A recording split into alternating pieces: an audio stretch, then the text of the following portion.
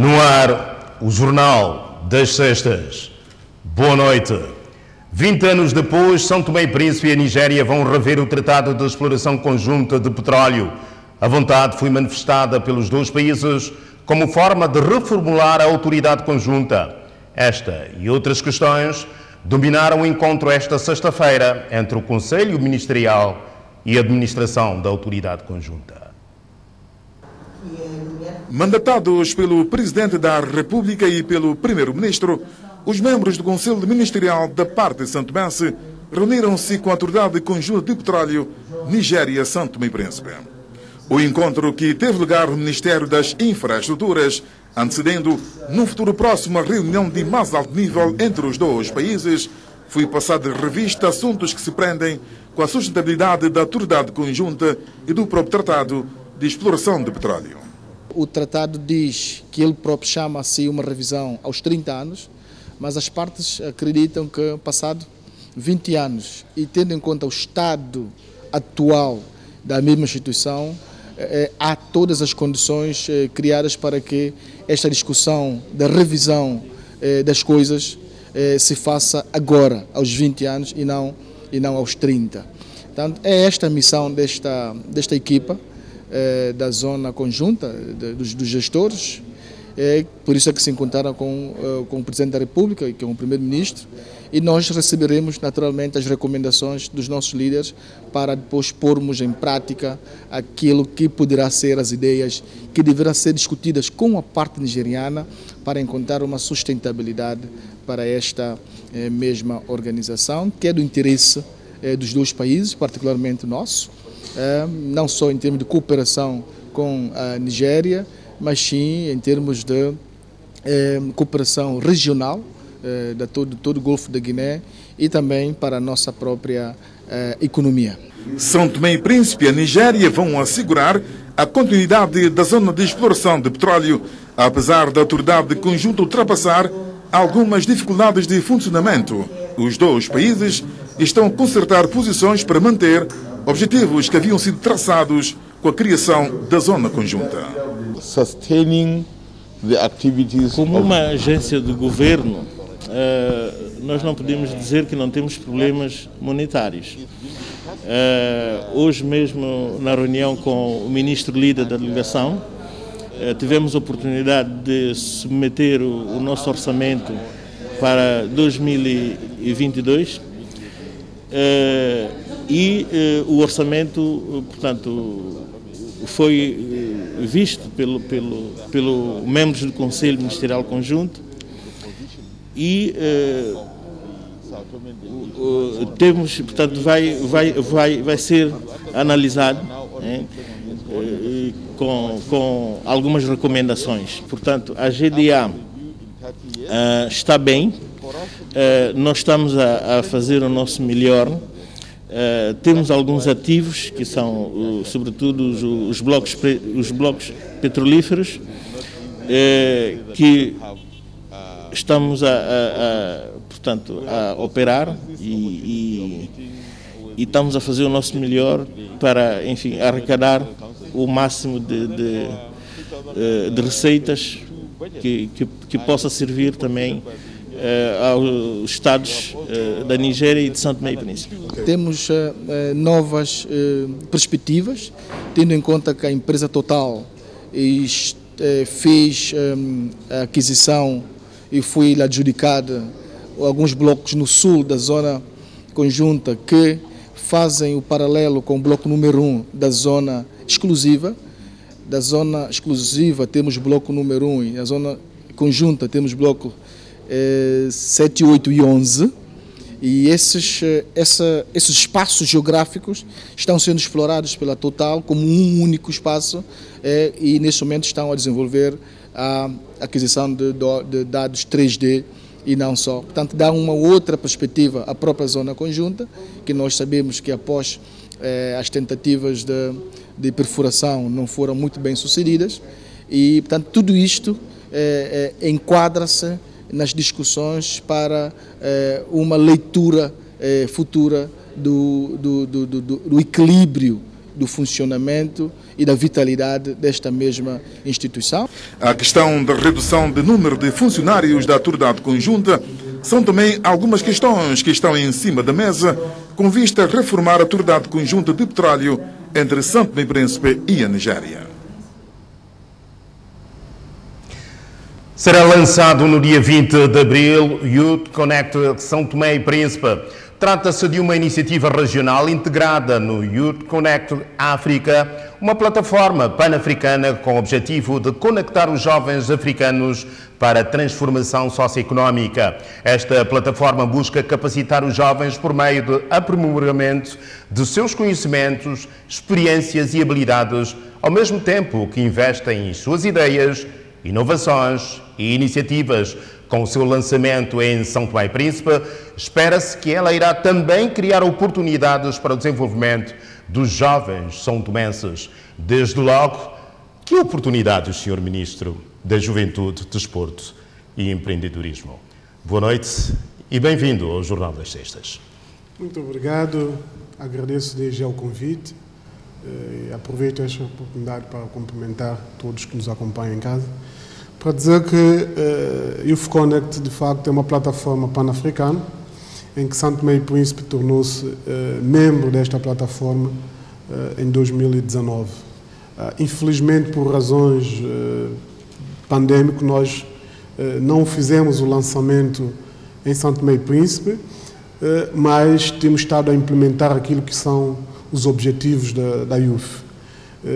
Com o lançamento desta iniciativa nos dias 20 e 21, vamos de facto apresentar esta ferramenta para a sociedade, sobretudo para os jovens empreendedores, para os pré-universitários e jovens universitários, de forma que esta ferramenta possa vir contribuir para alcançar o grande objetivo da Youth, que é de facto conectar os jovens e criar ferramenta que permita o desenvolvimento socioeconômico e todas as habilidades em torno desta iniciativa.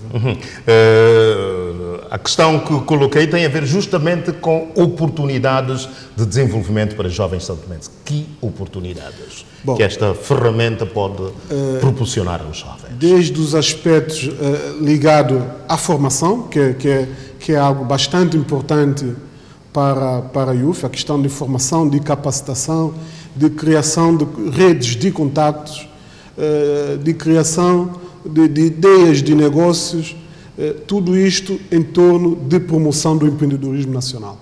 Como sabe, o empreendedorismo para São Tomé e Príncipe é uma alternativa para a solução de questões ligadas ao emprego.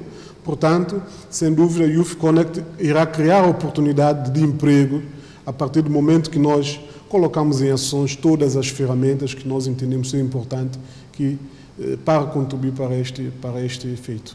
E qual será a base da implementação desta plataforma no país e também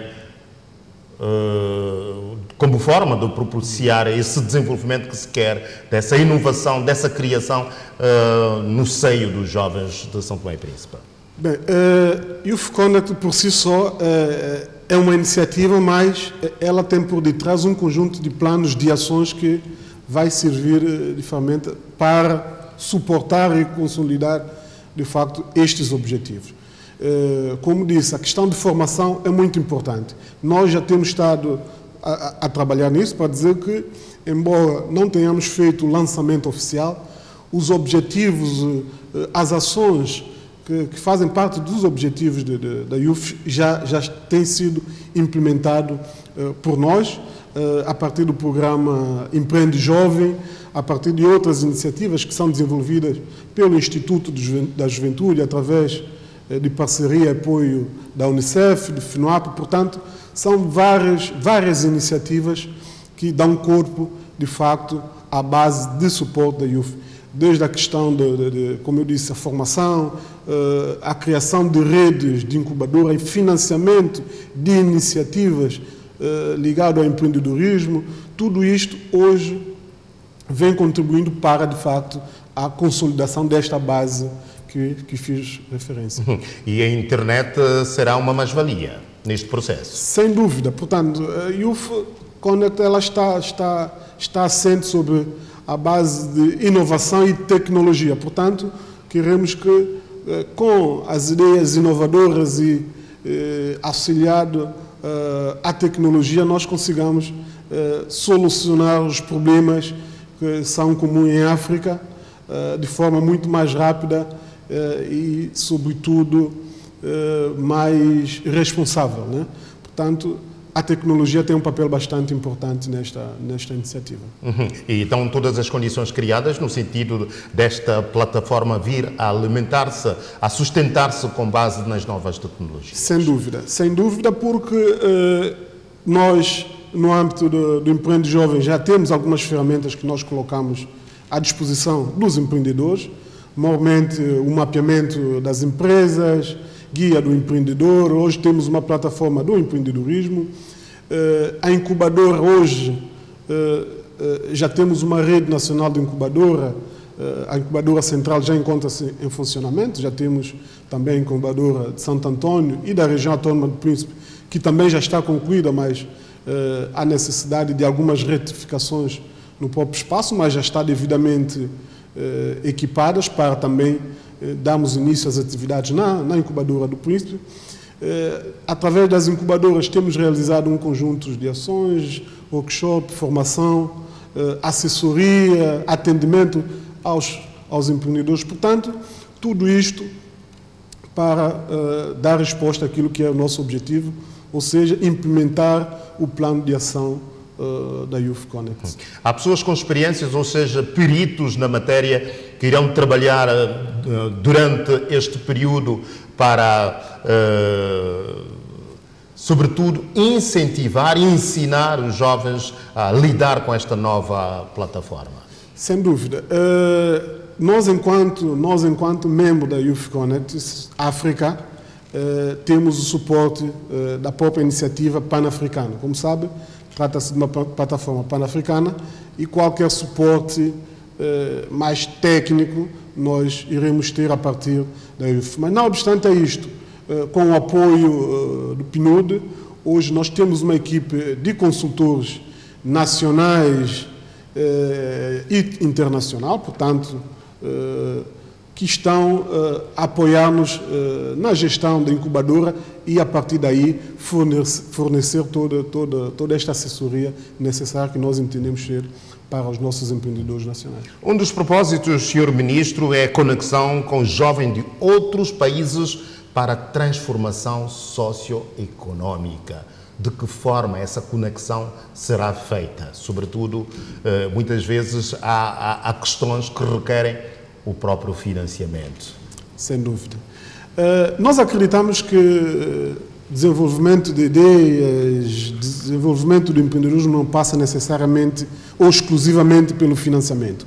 Hoje, a questão de conexão, de facto, de jovens santomenses com jovens de outras paragens é de extrema importância para nós sabermos o que é que está sendo feito noutros países e o que é que nós podemos pegar como exemplo e trazer para a nossa realidade, adaptando, de facto, a nossa conjuntura e obter resultados positivos. E é esta conexão que nós precisamos hoje. A Youth Connect permite conexão de mais de 600 mil jovens nesta plataforma. Portanto, ter os nossos jovens nesta plataforma, sem dúvida alguma, eles estarão em contato com empreendedores jovens africanos, em partilhas de conhecimento, em partilhas de bens e serviços, facilitando até esta cooperação sul-sul, que é o que nós pretendemos. O nosso mercado hoje é muito virado para o continente europeu. Como sabe, sempre que nós pensamos em ter um produto e querer colocá-lo no mercado internacional, sempre focamos no mercado europeu.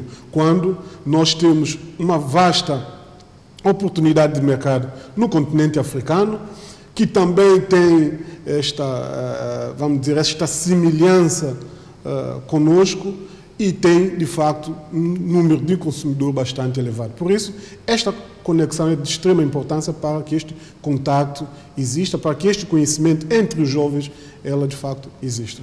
Acredita no sucesso deste projeto como forma de minimizar o desemprego que graça muito a juventude em São Tomé e Príncipe? Sem dúvida alguma, nós acreditamos, por isso que nós apostamos nesta ferramenta, nesta iniciativa e, sobretudo, a própria estratégia do Governo no sentido de ter o empreendedorismo associado ao Ministério da Juventude e Desporto, é para dar resposta a este número elevado de desemprego jovem que nós conhecemos. Logo, com todas as iniciativas, com todas as ferramentas de formação do conhecimento, esse aspecto será sem dúvida atendido. É uma iniciativa que é liderada pelo seu Ministério, em parceria com as Nações Unidas, através do PNUD, Unicef e FNUAP, e conta também com alguns os outros parceiros, não é? Qual é o real papel de cada uma dessas organizações no suporte a esta plataforma? Como sabe, Youth Connect ela tem uma visão socioeconômica bastante abrangente, né? Inicialmente, o objetivo estava muito virado exclusivamente para o aspecto do empreendedorismo, mas hoje o aspecto social também está muito patente. E Unicef, FNUAP, PNUD, agora também conosco nesta iniciativa está a OIT, enquanto uma organização internacional de trabalho, preocupada exatamente com a vertente de empregabilidade. Logo, cada agência tem um papel muito importante, né? Hoje, a questão de sexualidade, gravidez precoce, a questão do dividendo, aproveitamento do dividendo econômico, geográfico e populacional é importante e FNUAP está muito preocupado com esta vertente, vem trabalhando conosco através do Instituto da Juventude nesse aspecto. Portanto, a OIT tem um trabalho que já é conhecido ao nível nacional, né? Na sua política, no sentido de melhorar a oferta de empregabilidade. Portanto, todas essas agências terão papel de extrema importância na implementação destas políticas, cada um nas suas respectivas áreas. Hoje, PNUD está mais virado para a direção do empreendedorismo, com as políticas que temos estado a implementar, mas Unicef, FNUAP, através do Instituto da Juventude, tem trabalhado conosco neste aspecto social da juventude. Portanto, é sem dúvida uma agência muito importante nesta ferramenta da Youth Connect. Para o sucesso deste projeto, o que é que o Governo espera dos jovens de São Tomé e Príncipe? Bom, um dos nossos grandes desafios é que, de facto, os jovens comecem a acreditar que eles poderão ser, de facto, a solução para grande parte dos problemas que afetam próprios jovens. As alternativas passam também pela contribuição dos jovens, passa pelo contributo, portanto, é preciso que os jovens acreditem. Nós estamos a trabalhar com os jovens, para os jovens, e é importante que os jovens dê também este contributo para nós conseguirmos, de facto, os resultados que nós desejamos. Há já grupos de jovens devidamente identificados no sentido de aderirem a esta iniciativa, ou está em curso uma sensibilização para que haja maior abrangência na implementação deste projeto? Tendo em conta que ainda trata-se de um programa, de uma plataforma muito pouco conhecida, nós temos estado a trabalhar no sentido de levar à sociedade, aos jovens, o conhecimento do que se trata de facto esta iniciativa. Mas, para dizer que já estamos a trabalhar sim com um público-alvo, nomeadamente os nossos empreendedores beneficiados dos nossos programas financiados com apoio dos nossos parceiros, portanto, desde os jovens ligados ao Empreende Jovem, Moala Mais, que é uma ação que nós tivemos, toda ela vocacionada para as mulheres empreendedoras, mas também temos jovens das associações juvenis, jovens pré-universitários e universitários, né, através dos nossos liceus aqui do país e das 3 universidades que nós tivemos a oportunidade de envolver diretamente através da própria reitoria e através das associações que representam tanto os estudantes universitários, que é a Federação das Associações Acadêmicas, e também o Conselho Nacional de Estudantes. Portanto, essas organizações estão envolvidas. CNJ também estará conosco, inclusive, num dos painéis onde teremos a temática virada para a juventude e o empreendedorismo. Por isso, o nosso público-alvo está devidamente identificado. E em relação à região autónoma de Príncipe? Nós teremos também representantes que virão da região autónoma de Príncipe.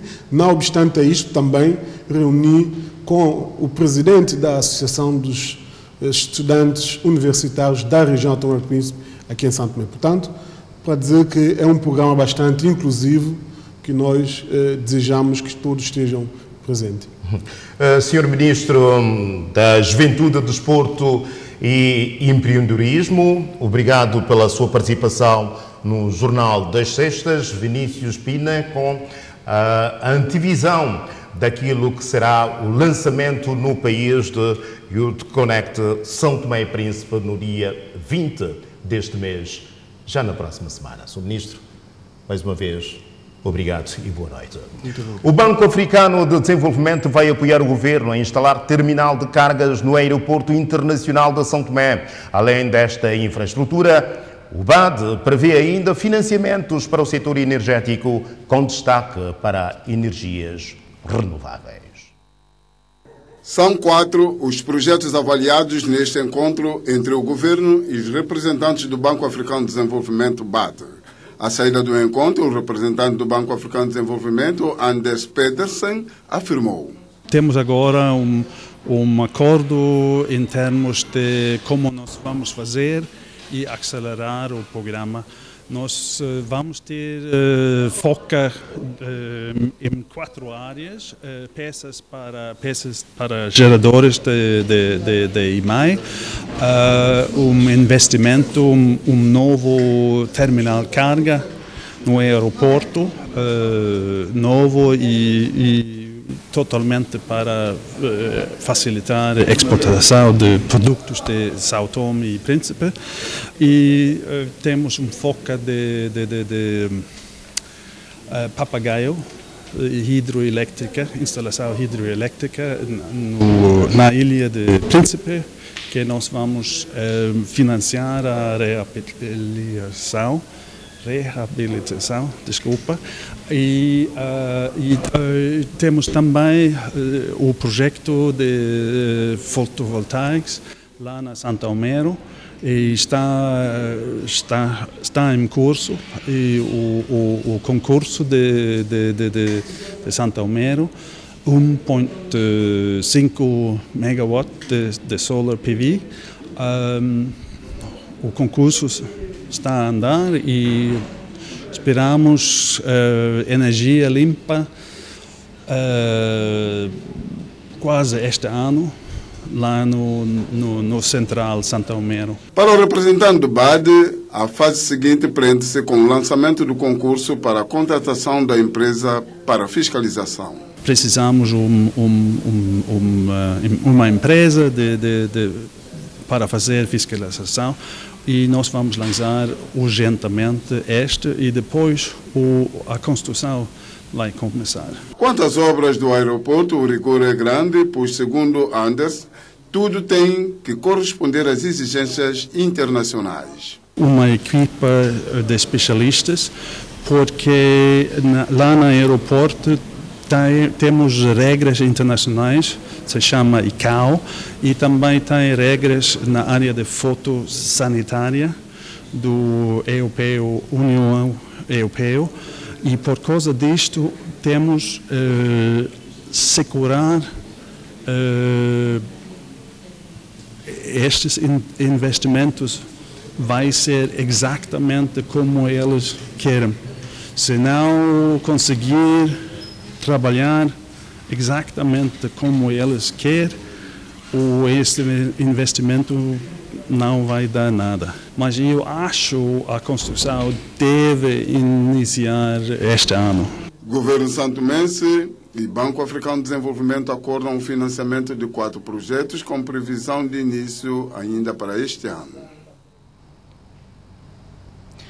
Brevemente, o nosso aeroporto receberá a denominação de Aeroporto Internacional Nuno Xavier Daniel Dias, a homenagem ao ex-presidente da Assembleia Constituinte de São Tomé e Príncipe, Nuno Xavier Daniel Dias, esteve no centro da audiência que o Ministro das Obras Públicas e Infraestruturas concedeu à filha do malogrado engenheiro aeronáutico. O Aeroporto Internacional de São Tomé e Príncipe poderá chamar-se em breve de Aeroporto Internacional Nuno Xavier Daniel Dias, em homenagem ao ex-presidente da Assembleia Constituinte de São Tomé e Príncipe, o homem que proclamou a independência do país em 12 de julho de 1975. Esta foi uma das principais questões abordadas entre o Ministro das Obras Públicas e Infraestruturas e a filha do ex-presidente da Assembleia Constituinte. Gostei, de facto, de ter estado hoje aqui na conversa com o Sr. Ministro sobre a questão da homenagem, no fundo, que estão a fazer, o país está a fazer ao meu pai, Nuno Xavier, designadamente sobre a questão do novo aeroporto, passar-se a chamar Aeroporto Internacional Nuno Xavier. O Governo já deliberou, creio que o decreto irá agora, o decreto do Conselho de Ministros irá para o Presidente, primeiro, neste caso para o Presidente da República, para promulgar, e fico muito feliz que, de facto, o país esteja a homenagear o meu pai, Nuno Xavier. Outras iniciativas mereceram atenção no encontro, com realce para o plano educativo e a contribuição de Nélia Daniel Dias no processo de desenvolvimento de São Tomé e Príncipe. Para além desta iniciativa, haverão outras, designadamente a criação da Associação Engenheiro Nuno Xavier, que nós estamos a pensar em fazer, e nessa perspectiva também é muito positivo. Também há um grande trabalho a nível do Ministério da Educação para voltar a ensinar aos mais novos quem era Nuno Xavier. Noto que a nível dos mais novos nem toda a gente sabe quem foi a pessoa que assinou a independência de São Tomé e foi Presidente da Assembleia Nacional, neste caso Constituinte. Também foi falada a questão de eu estar ligada ao petróleo e gás e de que maneira é que eu poderia contribuir para efeitos de futuros seminários. Na medida em que, como foi dito pelo Sr.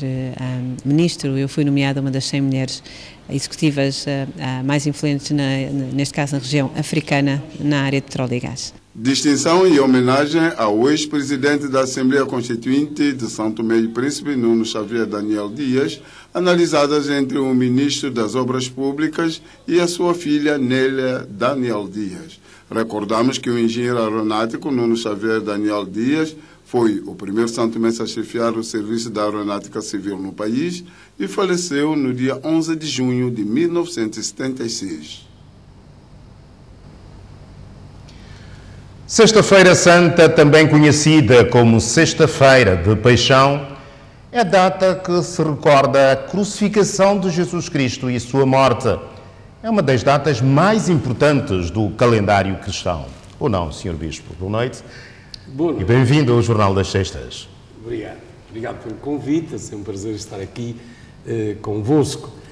De facto, a Sexta-feira Santa entra dentro do Tríduo Pascal, que começa com a missa da Ceia do Senhor na quinta-feira à noite, depois vem então a celebração da Sexta-feira Santa e temos depois o terminar este Tríduo Pascal com a Vigília Pascal, que acontece no sábado à noite. São os dias mais importantes do calendário litúrgico, porque são os dias que resumem os acontecimentos fundamentais para a fé cristã, que é a morte e a ressurreição de Cristo. Por isso, certamente que a Sexta-feira Santa é um dos dias mais significativos no calendário cristão, já que a morte de Cristo é um elemento essencial na nossa vida de fé como cristão. Sr. Bispo, hoje é também o dia de perdão. Sim, a nível da cultura santomense, hoje é o dia do perdão, é uma tradição muito antiga, e que tem o seu sentido, até porque quando nós falamos da morte de Cristo, um dos momentos dessa morte é quando Cristo na cruz pede perdão pelos seus inimigos. Pai, perdoai-lhes, porque não sabem o que fazem. Cristo já na sua mensagem aos seus discípulos insistia muito na dimensão do perdão, da misericórdia, dizia mesmo que nós não devemos perdoar só 7 vezes, mas 70 vezes 7, isto é, sempre. Pois ele não apenas anunciou essa doutrina, como deu ele mesmo o exemplo. Na própria cruz, perdoa aos seus inimigos. Então, a mensagem cristã é uma mensagem que apela exatamente ao perdão, à misericórdia, daí que viver este dia como dia do perdão insere-se perfeitamente dentro de todo o ambiente de Sexta-feira Santa, sem dúvida. E por que é tão importante esta palavra e qual a sua real dimensão, Sr. Bispo? Perdão. Aí é essa expressão que vocês usam, perdão igual à justa dimensão, é? Real e justa dimensão. Eu não conheço, de facto, a expressão, não conheço. Sei que as pessoas que logo de manhã cedo vinham ter comigo, perdão, Sr. Bispo, se lhe fiz algum mal ao longo do ano, não sei o que mais. Por acaso não sabia dessa expressão. Não, eu creio que o perdão não é igual a nada. O perdão é perdão. Não tem propriamente nem justa, nem real, nem... muitas vezes... Mas é uma palavra muito importante. Eu creio que depende. É assim, nós sabemos que às vezes estes aspectos culturais, para se transmitirem de geração para geração, usa-se às vezes muito a rima, não é? Portanto, perdão igual à real e justa dimensão. É uma frase que depois fica. Então o povo às vezes acaba por criar até essas rimas sem muita preocupação de um exato conteúdo, mas mais até para que as pessoas recordem. Porque importante mesmo é ver o perdão. Eu costumo dizer às pessoas que o perdão é fundamental até para a saúde psicológica de cada um de nós. A primeira pessoa beneficiada com o perdão és tu mesmo. Porque se tu perdoas, libertas-te, vives livre. Se não perdoas, vives sempre angustiado, martirizando-te com o mal que te fizeram, sempre desconfiado. E por isso o perdão é perdão e as dimensões do perdão não são contáveis. Há que perdoar sempre. Agora, também já agora, chama a atenção uma coisa. O perdoar não tem nada a ver com esquecer. Hein? Eu conto sempre aquela história daquele marido que traiu a esposa, entretanto depois lá pediu desculpa e a esposa perdoou-lhe. Mas de vez em quando estava sempre a lembrar-lhe que ele a tinha traído. Até que um dia o marido lhe disse: "Oh mulher, também há tanto tempo que isto aconteceu, tu já disseste que me perdoaste, mas estás sempre a recordar." Atenção, eu perdoei, mas quero que tu te lembres que eu te perdoei. Entendes? Portanto, isso para dizer o quê? Que algumas pessoas dizem: eu não sei se já perdoei a tal pessoa porque eu estou-me sempre a lembrar do mal que ela me fez. Ó gente, o esquecer e o lembrar é uma dimensão psicológica da pessoa. Tantas vezes nos esquecemos daquilo que não quereríamos esquecer e lembramos aquilo que até gostávamos de esquecer. O perdão não, o perdão é uma virtude. O perdão é a atitude de tu do coração dizeres: olha, eu te perdoo, que Deus te acompanhe e pronto.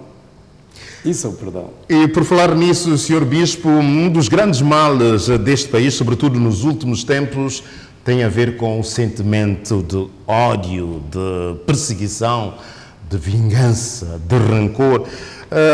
Sobretudo uma questão que vê-se muito ao nível da política e que hoje também já está dentro da própria população, chamado o povo pequeno. E isso, como é que vê, sobretudo, esta questão ao nível de São Tomé e Príncipe? Em primeiro lugar, eu diria... Conselhos é que gostava de deixar, sobretudo neste dia de perdão? Eu diria duas coisas. Primeiro, há que ter algum cuidado com a cultura que nós estamos a incentivar a nossa juventude. Que quer se queira, quer não, uma cultura muito egocêntrica, muito centrada na própria pessoa. Eu tenho direito, eu sou capaz de fazer isto, eu sou não sei o quê. E então a pessoa vive centrada em si mesma, perdendo a dimensão do outro. Eu costumo dizer, a felicidade começa por querer fazer feliz o outro. Tu serás feliz se viveres feliz com o facto de outro ser feliz, então a felicidade é dupla, a tua e também do outro. Se tu achas que és feliz sozinho, que és feliz se conseguires atingir os teus objetivos, de ter muito dinheiro, de ter um bom carro, de ter uma casa extraordinária, etc, etc, tu nunca vais ser feliz. Mas isso cria em ti até revolta, cria em ti até angústia, cria em ti até... E depois mais ainda, se há uma cultura, como acontece aqui muito em São Tomé, uma cultura que eu chamo mágico-feticista, na ideia de que as coisas que me vão acontecendo têm que ter uma explicação. Até porque alguém me fez mal, porque alguém me regou praga, porque alguém me fez mal, lançou uma olhada, coisas assim piores. Porque eu então vejo no outro alguém que é meu inimigo para eu conseguir os meus objetivos. O problema é que isso também passa para a política, infelizmente, tantas vezes. Eu recordo-me agora, quando foi das últimas eleições presidenciais, que alguém veio falar comigo preocupado, porque as últimas eleições tinha havido uma certa tensão, se eu achava que nas eleições presidenciais tem que acontecer. Eu só respondi, acontece se os políticos quiserem que aconteça. Porque são eles que dão a pauta do comportamento. Ora, se nós tivermos uma classe política que verdadeiramente respeite o outro, que veja o adversário político não como inimigo, mas como alguém que tem ideias diferentes e com quem tu dialogas e juntos vamos tentar olhar o futuro deste país, etc. E se transmitires também isso para as bases, para o povo pequeno, como vós chamais, etc., então está bem. Agora, quando nós criamos todo o ambiente de tensão, quase uma espécie de guerra, de hostilização, de ver no outro quase um inimigo, de dizer mal do outro, de andar a desfazer a imagem do outro, etc., é lógico que depois o povo também vai nessa linha. Também vai nessa linha. E depois temos o povo que temos. Os políticos também têm que assumir a sua responsabilidade. Depois não venham pedir ao Bispo São Tomé que componha aquilo que lhes estragaram, é?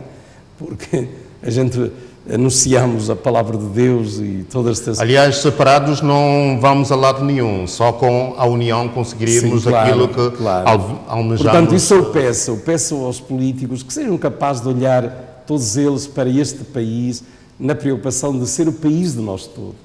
Todos estamos no mesmo barco. E por isso, se queremos um país em harmonia, um país fraterno, um país solidário, um país onde todos nós nos sintamos a viver bem, temos que dar-nos as mãos, todos uns aos outros. E a política é importante.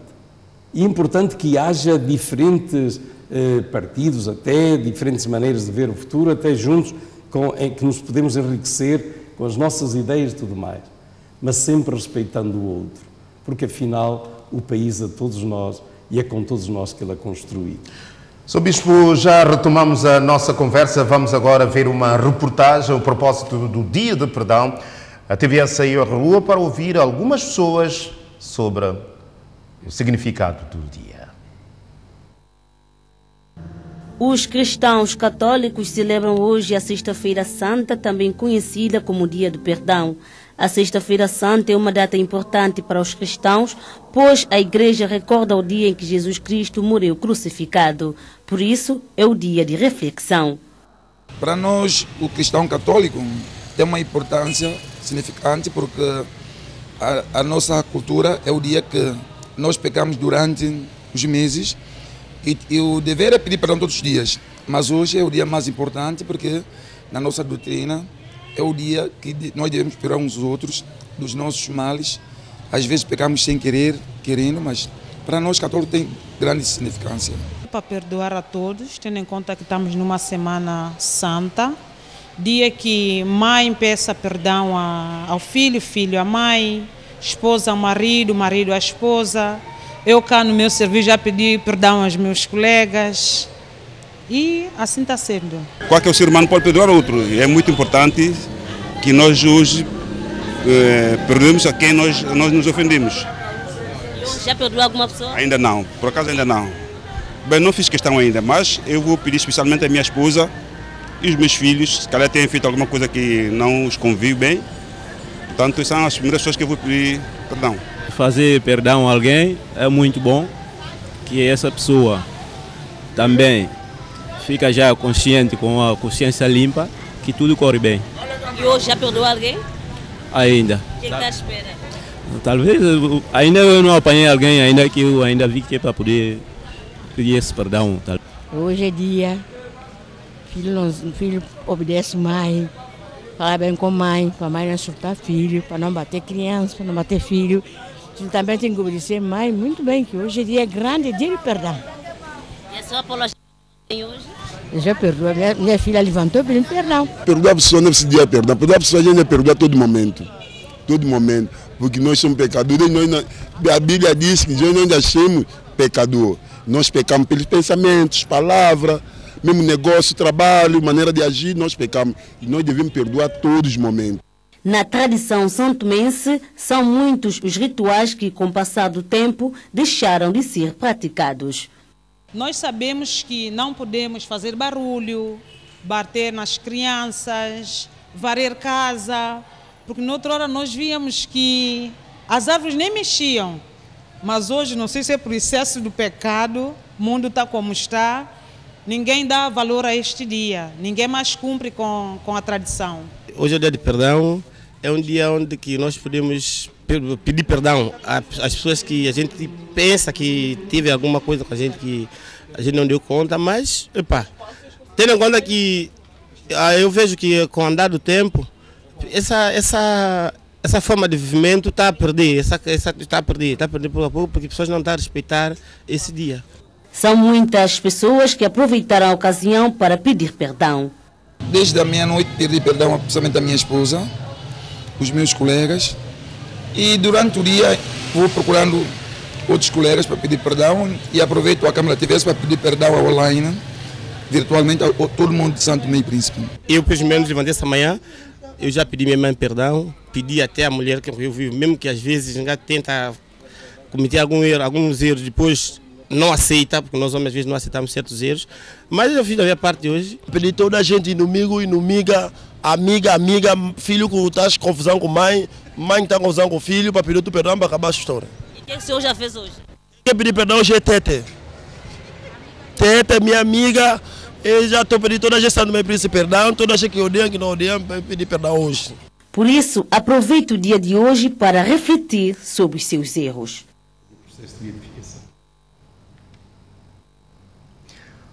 Retomamos a nossa conversa em estúdios com o Bispo da Diocese de São Tomé, Dom Manuel António. Senhor Bispo, na sequência desta Semana Santa, nós sabemos que é marcada pelas penitências e sacrifícios, não é? Com jejum e afastamento de outros prazeres mundanos, mas, entretanto, é uma prática que tem vindo a se perder um pouco. Aliás, ainda esta semana vimos atuações de conjuntos musicais, discotecas. Que reflexão isto lhe merece? Bom, eu diria que às vezes nem 8 nem 80. Às vezes essas atuações, o que eu lamento às vezes digo muitas vezes, as pessoas acham que a música que eu gosto de ouvir, toda a gente gosta de ouvir e toda a gente tem que ouvir, não é?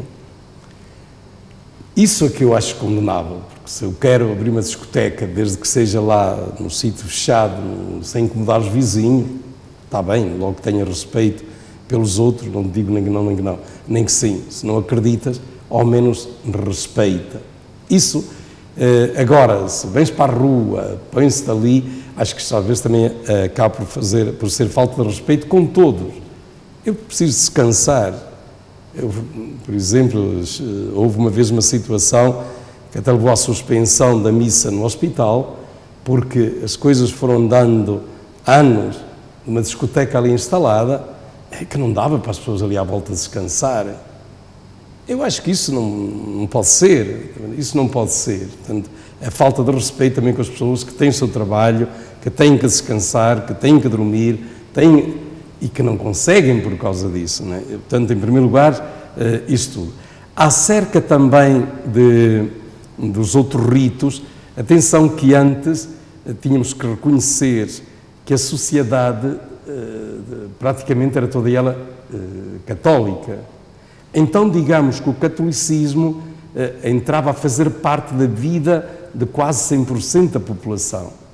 Então, os ritos cristãos, as orientações cristãs, até o ambiente cristão, fazia parte da sociedade. Hoje temos que reconhecer que isso não é assim. A influência de outras religiões veio baralhar tudo? Eu ainda punha antes disso as coisas. Não é só a influência de outras religiões, é toda a influência cultural em que nós estamos, de uma certa ideia de que eu tenho direito a viver a vida como bem quero, a acreditar no que quiser, e de certo modo sim, e toda esta cultura também proporcionou até a expansão dessas religiões, até porque se criou uma cultura de uma verdade não objetiva, mas a verdade sou eu que a faço, a verdade é aquilo que eu gosto, a verdade é aquilo que vem em encontro às minhas ideias e pronto, e não é uma verdade objetiva. Então isso faz, uma cultura assim faz com que eu ande à procura não da religião que me parece verdadeiramente viver a verdade de Cristo, mas da religião que me ensina coisas que me parecem responder aos meus anseios, àquilo que eu pretendo da minha vida ou qualquer coisa do género. Portanto, é a própria cultura global em que estamos que proporciona um pouco esta desintegração de toda a sociedade. Ao mesmo tempo, é uma cultura paganizada e laica, em que, de certo modo, os símbolos religiosos, a cultura religiosa, há todo um mundo que quase pretende meter isso dentro da igreja e, portanto, a rua é minha, a rua é para as minhas músicas, a rua é para eu me comportar como bem entender, a rua é para eu fazer o que bem apetecer. Tu, se queres ver a tua fé, vai dentro da igreja e acabou. Portanto, é a própria cultura geral que vai um pouco nessa linha. Daí, eu diria, em primeiro lugar, que é importante que nós cristãos também valorizemos mais o essencial e não tanto essas coisas externas. Eu, por exemplo, ainda hoje dizia a alguém, está bem, a Sexta-feira Santa é dia do perdão, mas não podemos esquecer-nos que o perdão não é só para ser realizado na Sexta-feira Santa. Se eu só perdoo na Sexta-feira Santa, estou até a perder o significado da Sexta-feira Santa, que me diz que nesta Sexta-feira Santa alguém morreu por mim, Deus morreu por mim. Então que eu viva 365 anos, 365 dias do ano a perdoar. Isso é que é importante. Então tudo isso deve-me levar também a compenetrar-me mais da vivência da minha fé e viver esta fé com o significado profundo de levar para a minha vida e de que essa fé transforma a minha vida, tornando-me instrumento da verdade, instrumento da paz, instrumento da justiça, do perdão. Esta semana vai até domingo, com a celebração da Páscoa.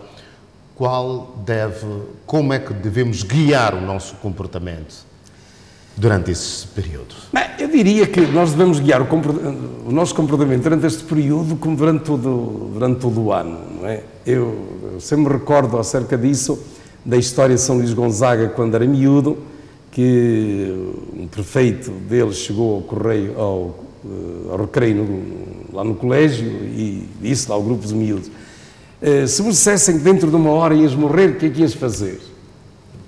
E começou a dizer, eu ia me confessar, eu ia para a capela, eu ia não sei para onde.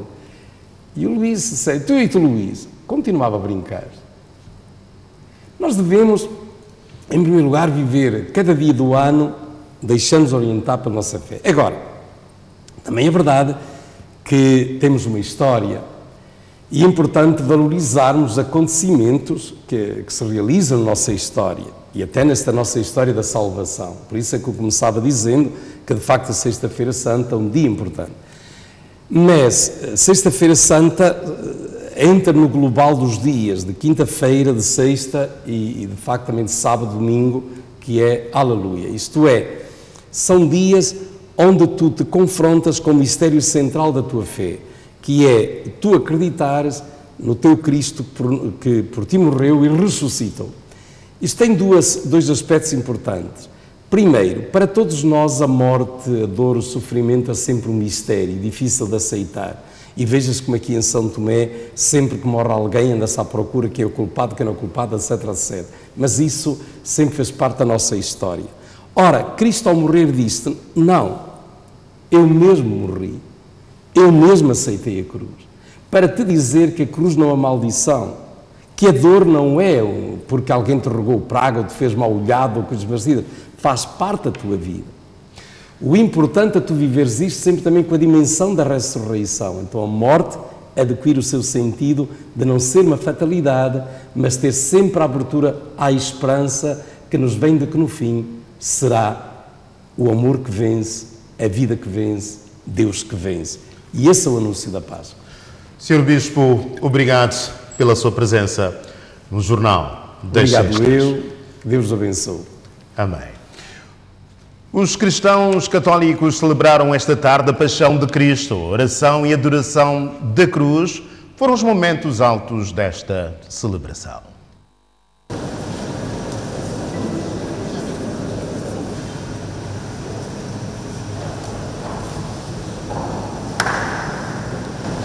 A celebração da Paixão de Cristo acontece no início da tarde da Sexta-feira Santa. Segundo a tradição, o padre usa vestes vermelhas, simbolizando a realeza de Cristo. A celebração da Paixão de Cristo é feita sem cânticos e com oração silenciosa. O bispo da diocese relembrou aos fiéis o significado da cruz. Jesus Cristo, Deus, essa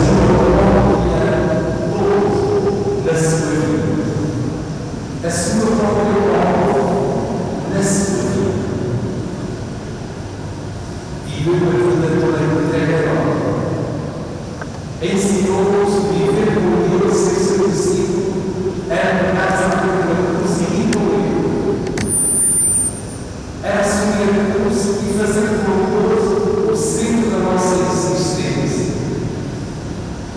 Transformando esta cruz, não Segundo Dom Manuel Antônio, a dor, a morte não são maldições, se forem vividas com Deus, pois a cruz significa esperança e salvação. Hoje, estava lembrando uma das perguntas que fizeram, por quê? Que Cristo quis fazer da cruz um modo de salvar. E podem ser dadas respostas escrever-se bibliotecas sobre isso. Mas a organização dizia duas coisas. Em primeiro lugar, a cruz torna-se consequência da sua salvação. Ele veio para santificar. Ele veio para nos anunciar a glória. Ele veio para anunciar o reino do Deus aos marginalizados, aos ordenados. Ele veio trazer uma mensagem de esperança aos cansados e desanimados. E sabia perfeitamente que esta mensagem o levaria a conformar-se com as autoridades do tempo, com aquilo que não queriam que essa palavra fosse anunciada. O responsável da Diocese Santomense salientou ainda que Cristo continua a ser vítima de alguns Pilatos. Pilatos é responsável pela cruz, prefere mais é verdade que ele disse que desanimou, que ele fez o corpo para libertar Jesus, mas teve medo. E o seu medo foi mais forte do que a verdade que sabia. Tinha com medo que aquele homem estava assim. E o medo era muito grande assim. A verdade é que Cristo hoje continua a ser encontrado. É que Cristo hoje continua a guardar. É que Cristo hoje continua a morrer. Vítima dos judeus de hoje, das autoridades de hoje, dos Pilatos de hoje. Nesta celebração da Paixão do Senhor, a Assembleia Cristã percorreu com a ajuda da Palavra de Deus e do gesto litúrgico a história da infidelidade humana ao desígnio divino. As nossas desculpas pela má qualidade do som. O projeto Budo Kia fez instalações de recifes artificiais marinhos para permitir uma pesca dirigida e sustentável na zona de Ponta Cruzeiro. A informação foi avançada esta sexta-feira numa reunião do Comitê de Seguimento do referido projeto. O Mundo que há é um projeto de instalação de recifes artificiais marinhos na zona costeira da ilha de São Tomé. Conta com o financiamento da empresa petrolífera BP. A reunião do Comitê de Seguimento do projeto, formado pelo programa Tatu e a ONG Marapa, serviu para a apresentação dos resultados finais. Nós construímos alguns blocos em betão e lançamos ao fundo do mar para criar um novo habitat para a pesca, onde os pescadores podem ir lá e fazer a sua atividade de pesca e aumentar o seu rendimento. O projeto foi elaborado por um ano. Durante o ano acabamos o projeto e, com segurança para nós é muito bem. É o projeto piloto, né? O projeto piloto significa que vamos aprendendo. Já aprendemos muito. Que para São Tomé vai ficar, como se diz, um valor para implementar esse tipo de projeto da próxima vez. Já aprendemos muito que vamos conseguir fazer melhor. A zona de Ponta Cruzeiro, situada em Fernão Dias e Moro Peixe, foi o local escolhido para a colocação dos recifes artificiais. Foi uma zona identificada pelo projeto, porque é uma zona que nós notamos que é uma zona muito fustigada pela atividade de pesca, tanto pesca ilícita como também extração de inertes. E é uma zona que ficou muito pobre, que desapareceu muitas espécies nessa zona. Daí que nós identificamos essa zona, fizemos um mapeamento de zona, fizemos estudos, vimos que ela está um bocado debilitada, e aí nós instalamos esse recife precisamente nessas zonas. Resta agora aguardar a colonização dos recifes artificiais, que pode durar cerca de um ano.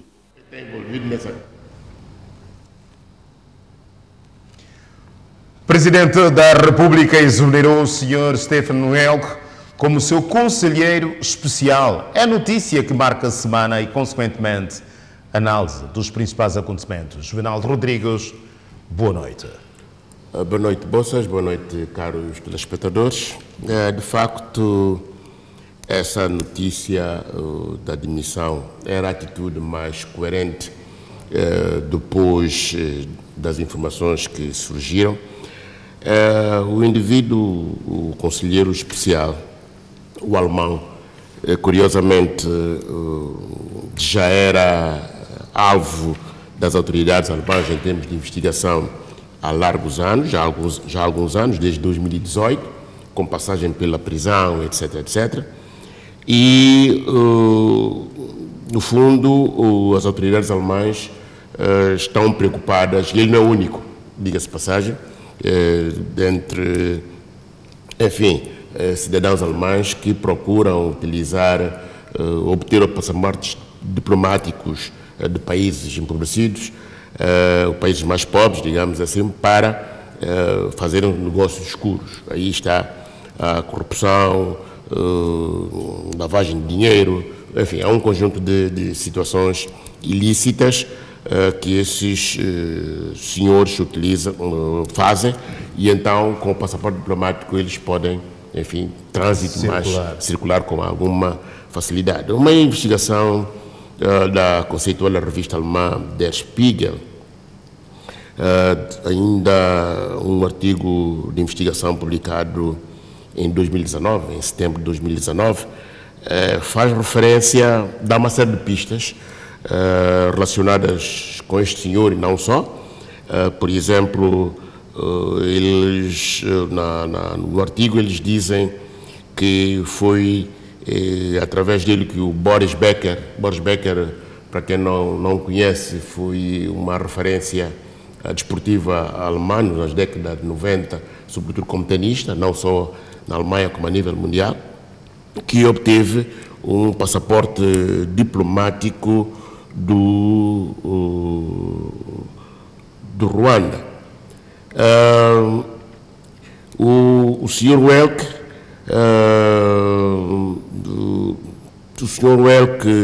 Ele aparece, ou pelo menos se intitula, como professor de Direito Internacional e Diplomacia, que auxilia governos africanos como conselheiro especial. Ele afirma que recebeu vários prémios por seus serviços, incluindo a Grande Cruz da Ordem Real do Leão de Ruanda.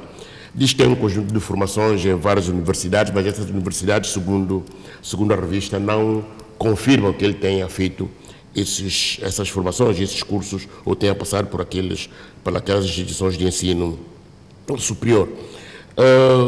Curiosamente e infelizmente, há um país do grupo PALOP que também está envolvido a Guiné-Bissau. Exatamente, neste esquema, a Guiné-Bissau. Portanto, as autoridades alemãs começaram a ficar em estado de alerta ao receberem um conjunto de ligações mais ou menos permanentes, no sentido de conceder portanto, esse estatuto diplomático a alguns desses cidadãos alemães. Implica dizer que as autoridades devem estar mais atentas no sentido de se proceder o melhor crivo quando se... Exatamente. Portanto, eu suponho que, e não só em relação a esses casos, mesmo até alguns investidores que dizem que são investidores que vêm cá para São Tomé e Príncipe, eu suponho que é dever do Estado verificar hoje com a internet a informação, pelo menos pistas que se podem obter, e então no sentido de proteger a imagem do país. Então, para dizer que esse senhor já esteve preso em 2018, portanto, a sua passagem pela cadeia alemã, portanto, ele é de Munique, é reiterada, e de facto não é um indivíduo que convém que o São Tomé e Príncipe tenha algum tipo de relação. Portanto, é a corrupção, é um conjunto de situações anómalas que de facto não beneficia a imagem de São Tomé e Príncipe. Juvenal Rodrigues, outro acontecimento da semana tem a ver com a possibilidade do país vir a produzir no futuro próximo energia oceânica. Sim, esta questão de energia, e sobretudo por ser uma energia limpa, é extremamente importante. E, aliás, não é de hoje, mas nesse momento, com a guerra na Europa, a situação torna-se muito mais premente, digamos assim, no sentido de cada país, e particularmente os nossos países, encontrarem alternativas para serem, de certo modo, autónomas no sentido de produção elétrica e não depender particularmente do petróleo, da produção de petróleo e, no nosso caso concreto, a energia térmica.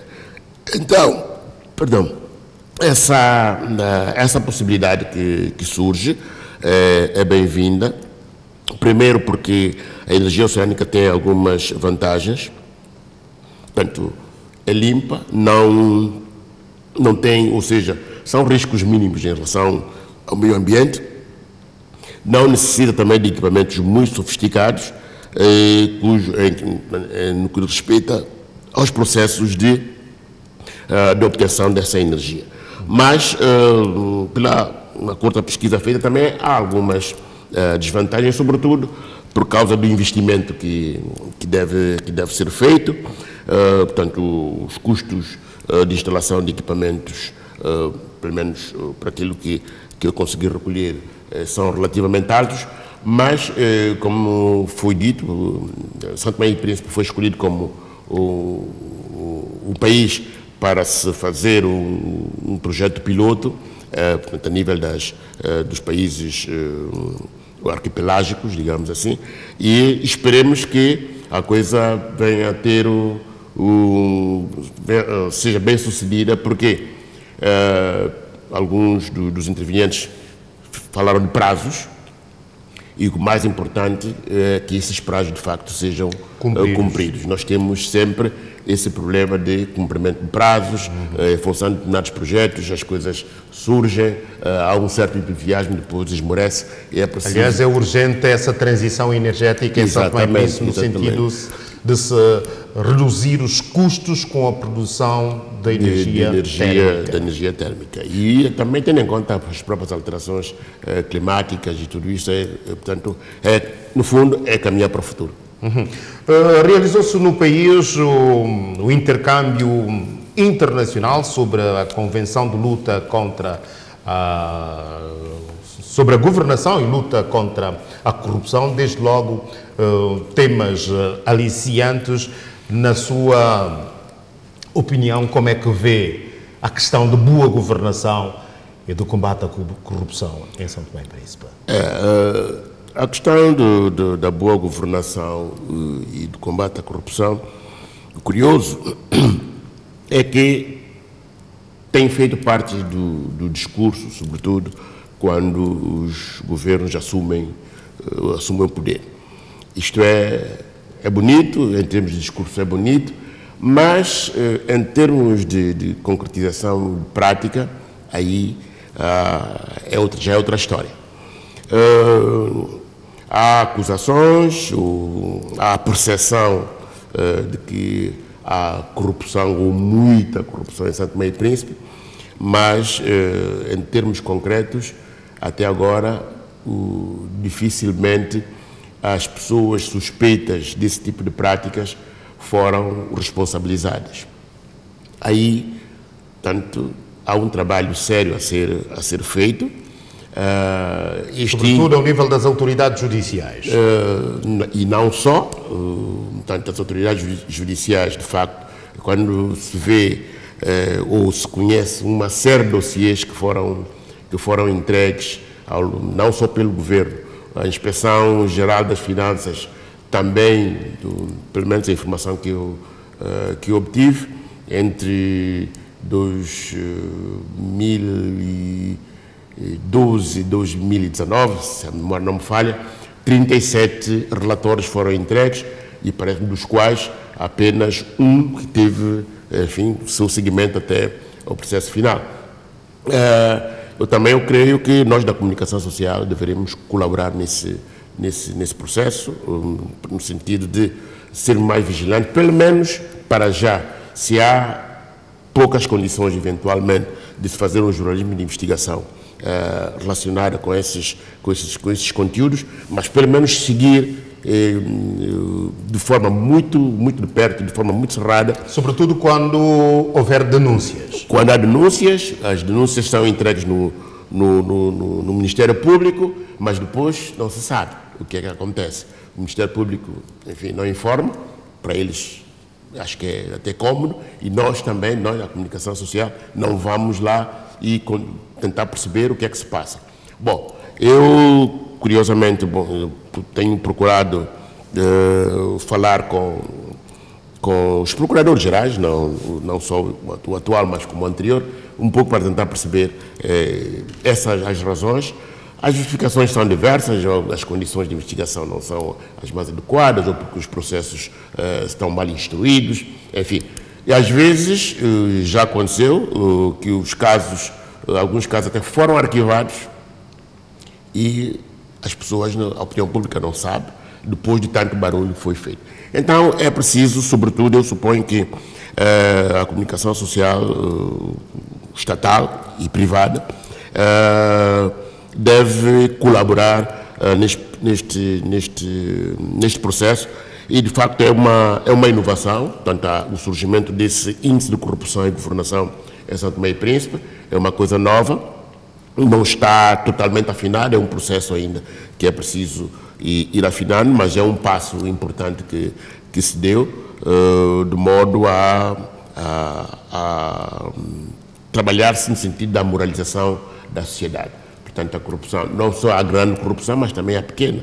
Não quero dizer aqui determinadas profissões ou agentes de determinados serviços, às vezes para a prestação de serviço há uma cota que se paga, mas por outro lado, para as coisas andarem tem que se dar um extra. Então, gorjetas, enfim. Portanto, eu acho que essa iniciativa que surge das organizações da sociedade civil organizar, concretamente a FONG, com o apoio da ACEP, no quadro da cooperação portuguesa nesse projeto de transparência e boa governação. É uma iniciativa bastante positiva e eu quero voltar a insistir o nosso papel na comunicação social no sentido de colaborar neste aspecto.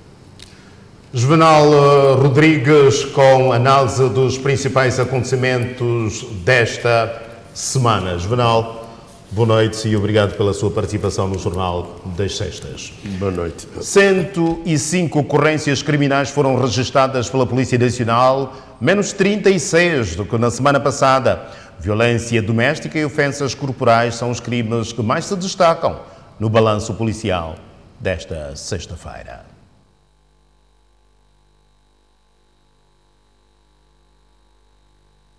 Foram registradas 105 ocorrências. Houve, no geral, uma redução comparativamente com a semana anterior de cerca de 36 ocorrências. Para crimes contra pessoas foram 65 ocorrências com menos 14 ocorrências. E relativamente a crimes contra o património foram 40 ocorrências com menos 18 ocorrências se compararmos com a semana anterior. Em termos de crimes contra a ordem e tranquilidade pública, não registramos nenhuma ocorrência, com uma redução de 4 ocorrências. Esta semana foram detidos cerca de 19 pessoas, com uma redução de cerca de 8 detenções comparativamente com o igual período da semana anterior. Em termos de crimes que mais foram registrados, quanto a crimes contra pessoas, temos o crime de violência doméstica com 21 ocorrências. Houve um registro igual comparativamente com a semana anterior. E em termos de crimes de ofensas corporais, foram 12 ocorrências com menos 4.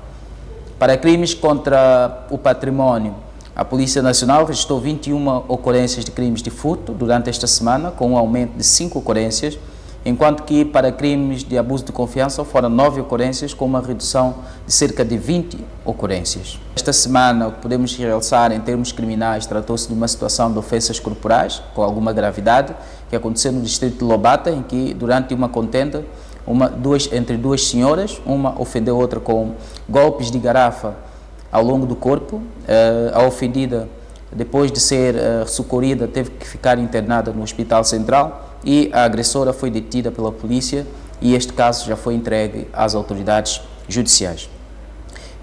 Esta semana também houve um acidente grave que aconteceu no distrito de Cantagalo, nas imediações da zona de Santa Cecília, em que um IAS despistou-se e acabou por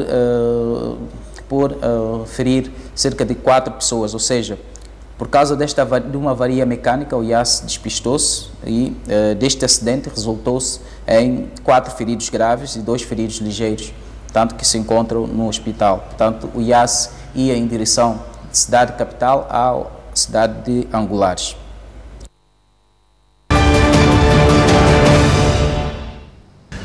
Com esta notícia, colocamos ponto final ao Jornal das Sextas, que regressa como habitual de hoje a 8 dias, ou seja, na próxima sexta-feira.